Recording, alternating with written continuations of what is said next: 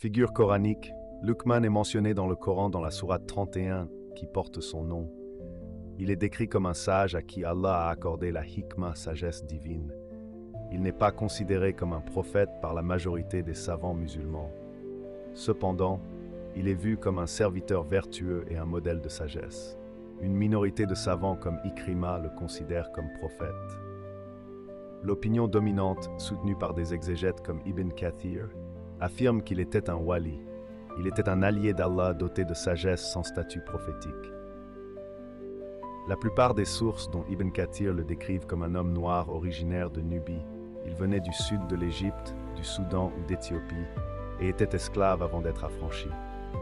Son histoire contredit les préjugés raciaux, prouvant que la valeur d'un homme réside dans sa piété. Le Coran précise qu'Allah lui a directement offert la sagesse en récompense de sa gratitude. Cette sagesse est liée à sa piété, comme mentionné dans le verset 12 de la sourate 31.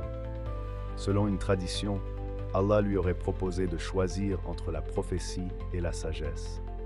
Il opta pour la sagesse, craignant les épreuves du pouvoir et ses responsabilités. Interrogé sur son élévation d'esclave à sage respecté, il répondit avec humilité.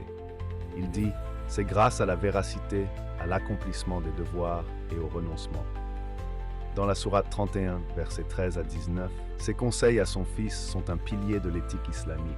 Il lui dit de ne pas donner d'associé à Allah et d'être bon envers les parents. Il lui conseille de ne pas détourner son visage des gens par mépris et d'être modeste. Il lui recommande de baisser sa voix et de ne pas retarder son repentir, car la mort peut surprendre à tout instant. Il est essentiel d'être préparé. De nombreuses fables attribuées à Ésope en Europe furent associées à Luqman dans la culture arabe. Son histoire transcende l'islam avec des parallèles dans le judaïsme et le christianisme. Luqman incarne la sagesse pratique fondée sur la foi, l'humilité et la justice. Son récit rappelle qu'Allah ne regarde ni votre apparence ni votre richesse. Il regarde plutôt votre cœur et vos actes. Comme le souligne un hadith rapporté par Muslim, son héritage, résumé dans le Coran, reste un guide pour les musulmans. Il souligne que la vraie noblesse naît de la piété et non du statut social. Abonnez-vous pour découvrir plus de contenus inspirants.